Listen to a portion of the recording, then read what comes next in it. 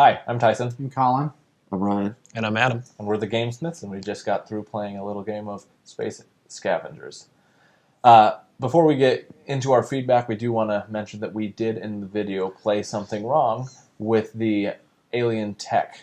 When somebody won a hand, we forgot to distribute the alien tech to those who did not win the hand. Yeah. And even though that didn't occur, we still don't think that would have caught up anybody to the 30 points that Adam had, or really made much of a difference in some of the feedback that we have. So keep that in mind. We're going to go ahead and get it started with some of Adam's feedback. I actually really liked the game from the start when Ryan read the objective statement, which I'm always listening for. That's the first moment when I know in the rules explanation whether or not I'm going to get into a game or not. Or I should say it's the first opportunity to take me into a game, and I felt like yours did a great job at that. I love the idea of this kind of wacky space scavenger concept. I love the idea of us all kind of floating aimlessly throughout space, and then this big thing happens, and we're all rushing to like scavenge this busted up ship. So that was really cool to me. I thought you did that well. Everything else with the theme, I personally enjoyed a lot. It seemed wacky and goofy and fun, which for a game of this length and of this complexity, I feel like it helps a lot for it to be goofy and silly. So I think you did that really well too. I also liked how you had a variety of tokens, and there was a number of things that you could do to score points, kind of a point salad of sorts, but it was very simple as well. So I didn't, once it was explained to me first, I figured I could really track and understand in the very first game what exactly scored me points and what did. So I felt like that was all done very well. I personally had a very diverse hand all the way throughout. So a lot of the energy cards I was getting dealt had a big dynamic range from small to large, and I felt like each turn I could be more strategic about whether I wanted to win that card or whether I wanted to wait for later and try to win a different card. But after hearing a little bit of everyone else's feedback, it seemed like I was the only one who had that experience, and probably why I scored so many points, because I could be a little bit more strategic with, even if I knew I wasn't going to win that trick or whatever, I could purposefully lose so I can get more, what were those called? Edge cards. So anyways, I had a great experience. After hearing some of these guys' feedback, I think we could have some good suggestions for you on how to make the game just a little bit more dynamic, make it a little bit more in the hands of the player. I think this is a lightweight, fun kind of game, so I don't know that it needs to be deeply strategic, but just a little bit more, I think would go a long ways in just making it more interesting and putting just a little bit more control into the hands of the players. I want to jump in and mention one thing that Adam was talking about in the diversity of his hand. He had a lot of cards to be able to do a lot of different things. And one of the things that really drew me to the game that I thought was pretty interesting and that I wanted to really stand out was the concept of I have to save the cards for the time that I'll want to do it. So I'm strategically playing this card now because I know later I want these more. The scavenge spot hasn't been the one that I want, so I'm saving the cards and I'm just tossing the ones that I don't want. I really did like that, but it turned out in a lot of ways for me that most of my cards were not within the target range enough to be able to make a difference. So even when I was saving those cards, I wasn't getting as much out of that process as I'd like, but I do really like the concept of making the decision to hold on to cards or play cards based off of things. And I think there are some things that you could do to really highlight that. Making the edge cards, I really liked having the plus or minus 10 or the plus or minus 20. I think that having that to make some changes to my hand was really a unique and fun way to handle that. And I'd like more of that because I didn't think that there was enough of that to make a real difference, because a difference of 10 or a difference of 20 sometimes is no difference at all in the hand size that I had. I felt like specifically one way that you could do that, and this is my personal preference because I didn't see much of a use for the radiation tokens. I didn't care for the radiation tokens all that much because already it's a competition. Yeah, I get that thematically it ties in, and that is part of the fun theme, but am I willing to expose myself to the radiation to get the specific stuff that I want? I think that's pretty cool. But I have problems with the concept of punishing your players for winning. I don't like the concept of I won, so I get a punishment. Yes, there is some trade-off there that you have to make that decision. But when there are 4 of us playing, I could only win certain hands, and most of those hands had radiation on them. I was like, well, I can either win the one with radiation or win none at all. And because I wasn't winning any hands very much at all throughout the game. Yeah, that's exactly what happened when I won that radiation. I was like, I knew that I could win because I was within like 1 or 2 of it, and it was like, well, oh shoot. Well, it doesn't have my symbol on there, and it didn't give me much of anything. It just hurts. So you get 1 point for getting the card, and then you get -1 for having the radiation. So it basically was a wash. I didn't even get. You get 3 points for the card, so you got 2 points total. But still, I don't like the idea when it wasn't an outright win for me to win that card, that I'm getting punished for it. So I was thinking one of the ways that you could compensate for that is that rather than having radiation punish you, and it wouldn't be radiation if you went this route, you would make those tokens instead. I liked having the 4 types of tokens, but instead of radiation tokens, I would like a token that allows me to mitigate my hand a little bit, that allows me to upper minus it. So like just like the edge cards, I could reveal my hand, and then everybody's like, oh, I won, but then I'm like, oh wait, I'm going to commit these few tokens to adjust my score. So I can see what's been played, and I can choose whether or not to commit it, and that gets into the whole bidding side of things that I think we have some issues with, that we wanted to talk a little bit more about the bidding. Or maybe even you could pitch a card to draw a card. Like, so you don't like something in your hand. You don't have anything that's anywhere close to any of theirs. So maybe the top of the deck has something better that could get you there. Well, that gives you the concept of a little bit more control at least, because even if, I know I don't want this card, but maybe I want that card. I like that. Mm-hmm. Yeah, I felt there was a little too much in a bidding game. It makes it difficult, I think, to feel like I didn't feel like we ever really had a true bidding experience for anything. I wasn't, and I think the reason behind that is when I looked at my hand, each card had so much varying value depending on how it was played that it didn't matter.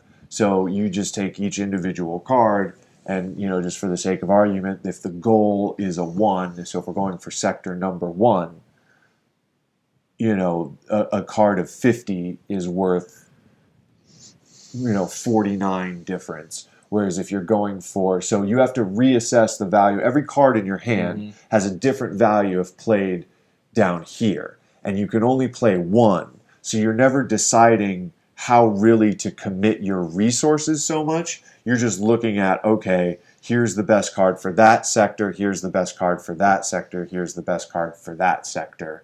And how close am I? And is it even worth trying? Okay, my best card for sector 8 is a 40. So I'm just not even going to bother on that one. But then I have to look through my hand and figure out, okay, so when 8 comes up, I need to play my most useless card. But then I have to look at every other sector, every other card in my hand to figure out, okay, what is my most useless card? And then is that far enough away from this that I'm going for worst bidder, or am I just ending up in the middle? And so there's not really anything I never felt like I was truly making a decision to commit resources to something I want and giving up opportunities for something else, and maybe starting some kind of bidding war when someone saw me going for a resource I really want and they decide whether or not it's worth it to cut me off. Yeah. Those are the decision points I'm looking for in anything that's called a bidding game, and I never felt I had that. I never felt like, oh, I know you're going for this card and I'm going to try and cut you off from this card and I'm going to overcommit resources to get this or not get this. I just said, okay, we're going for sector 8. I'm going to play my closest card to that, I guess. Especially when there's this hidden information. There's cards that are flipped over, so you don't even know what you're worth. That's fine. Yeah. That's fine. If I just had a pile of money and I was bidding on these sectors having hidden sectors that I didn't know their value would be fun. But since I don't know how much, but you don't know what your worst card is, has, so it makes like the strategic value not as and I don't even know how much I'm committing.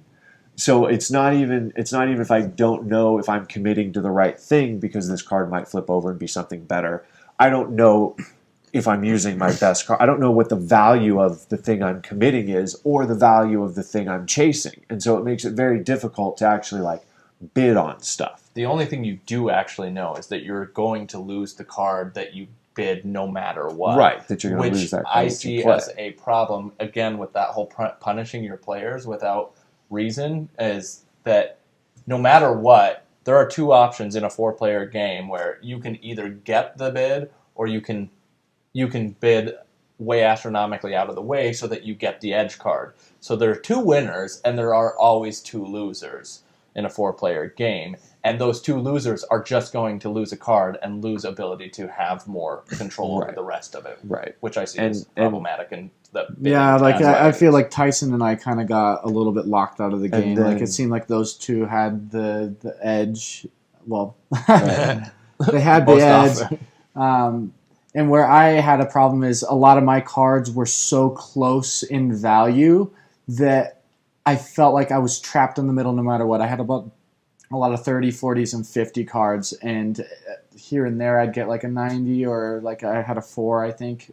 And that made it real tough. I was like, man, I just don't feel like I can get close to the value in any of these. So I felt like I didn't have any control. Even if you were to add something like for an edge card, you can steal somebody's bid and use that as your own. Like, that would be kind of a, oh, wow, like I had the exact number and now it's someone else took it from me. Right. So those are tricks that could be fun to add in. I did like your dedication to drawing in all the artwork. I can tell you're really dedicated to this game, but we need there's just so much chance involved in it.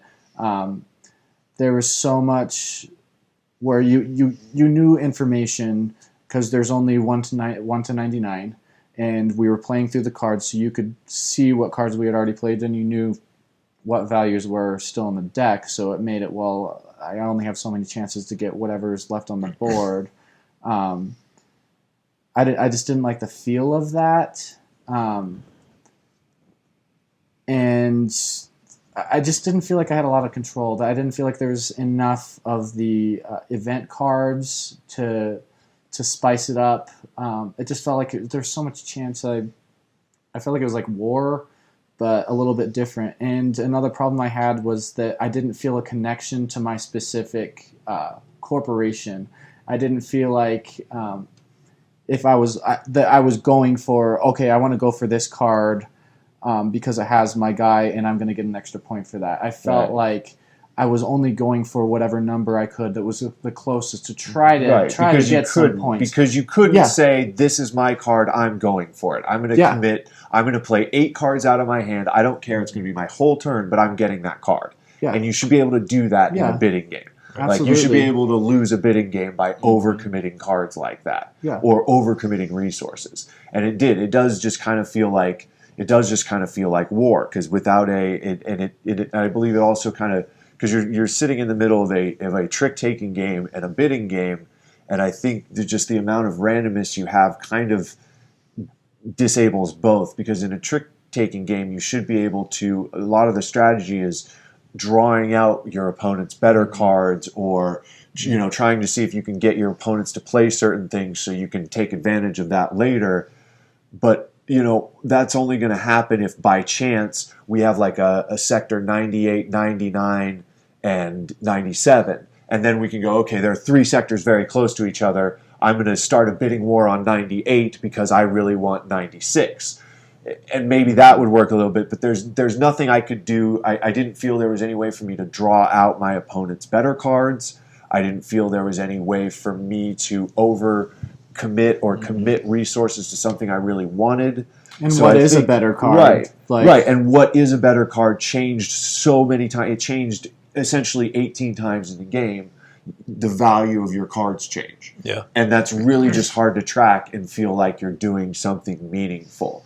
So I would, I would kind of figure out, I think you just probably have a little too much going on, and I would dial it back a little bit and let things like, so if it's in a trick taking game, you kind of know, the classic one is hearts, and the ace of trump is kind of the best card that you're looking for, and kind of things like that. So in a trick taking game, there should be a limited number of cards, and everybody knows what the best ones are and are trying to play around them. Yeah. Or in a bidding game, everyone should have X amount of resources and have to commit them strategically. Yeah. And So that's I would kind of either what I like. right allow a more strategic commitment of your resources to, and I think that's probably the direction you want to go with this game, is allow a little more strategic commitment of resources. Agreed. Allow playing two cards and adding their value together, Or subtracting their value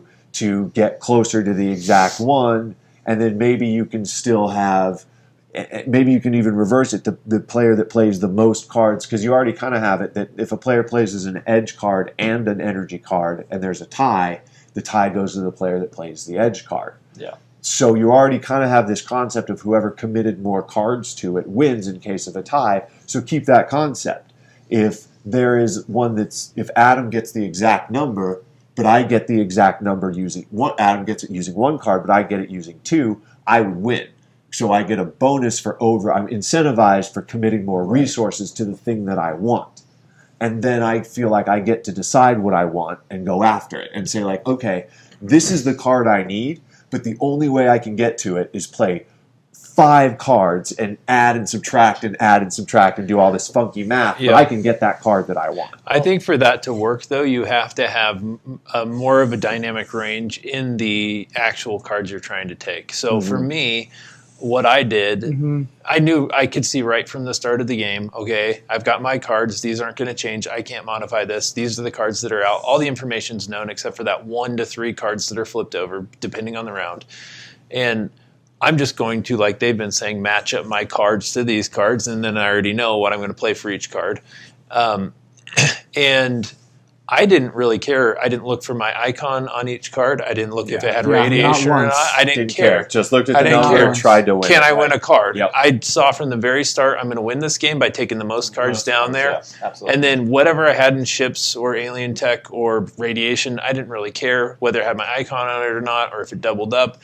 I was just trying to accumulate those cards, so I picked which of my cards would match up best.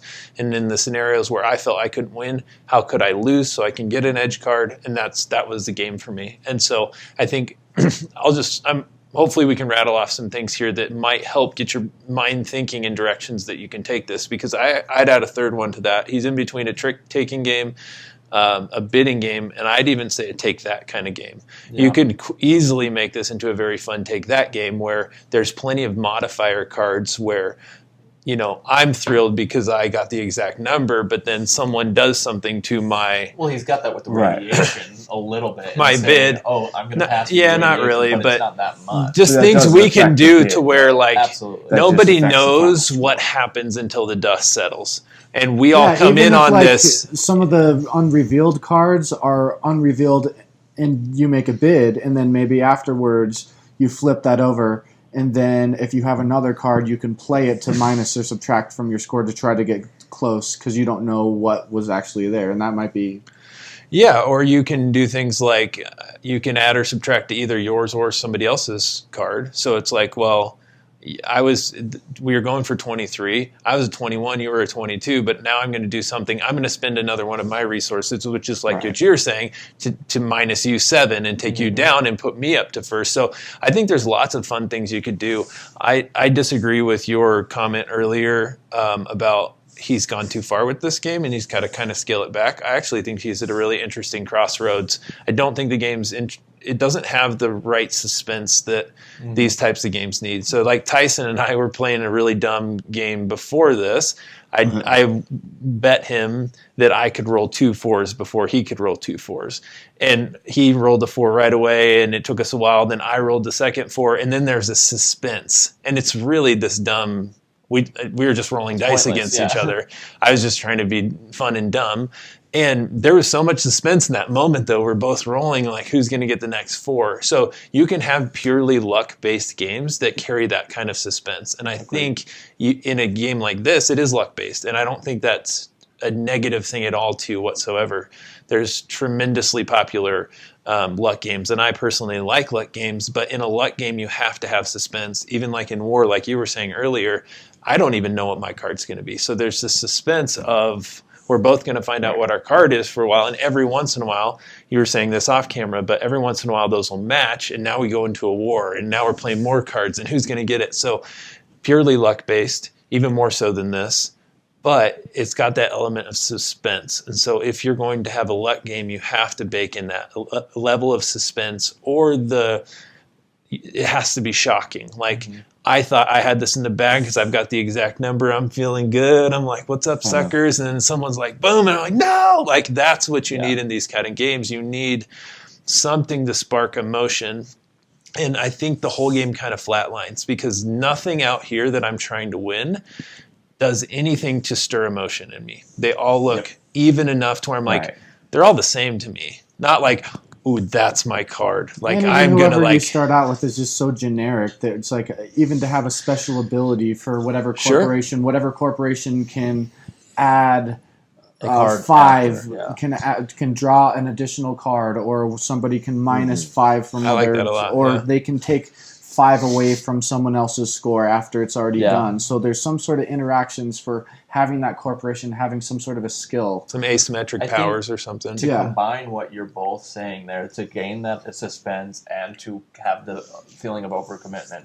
Because like I said early on, one of my favorite idea was to have the opportunity to plan. Do I need this card? Am I going to have to hold on to it later? Is it best to play it now? Is you have that suspenseful... Everybody plays their card, and they're bidding on that, and then everybody reveals, wait for the dust to settle, everybody can choose to play one more card or something like that to try and adjust it, because you think you have it by playing the one that's 1 off or 2 off, and then somebody can play a card that they can choose to play however many cards to overcommit as a sort, and then you get to figure it out after that point. The thing I like about that kind of thing is that at that point the choice you have to make is this card on the table right now that I'm willing to commit more than 1 card to worth it to skip out on future bids, because essentially that means I will no longer have enough cards to bid on all of them. And is that worth it? And that's the decision you have to make, and that's the kind of decision making in a bidding game, kind of like Ryan's saying, that is very exciting. And the suspense is, can I get the one that I really want, or can I not get the one I want? And did I just waste too many cards on it? But I do feel pretty strongly that you have to make that decision, or you're not going to have, like, I think it's very difficult to build a luck-based bidding game. You know, like, I mean, unless you're bidding on the outcome of something. Bidding on a luck-based bidding game is just like gambling on like horses and stuff like that, which is fine, but you still know the value. What's unknown is which horse is going to win, not the value of the money you're bidding on there. So if the value of your cards is based on luck, then you can't have a bidding game. You can, but at that point, it's more of a press your luck game than it is a pure trick-taking bidding game. Right. It's more of a, I'm going to press my luck. Should I roll again? I could lose it all, or I could get it. Am I going to bid again? And the negative to bidding again is I could lose everything, and the positive to bidding again is I could win everything. So you can do a bidding luck-based game, but it is at that point a press your luck game. It's not a trick-taking and it's not a bidding set against game like this. It's not bidding against. So I agree. This players. needs more strategy. Well, so like, what do you guys think? Fine, What do you guys think about this? What if it was a draft format with your hand, where that's a little strategic value, where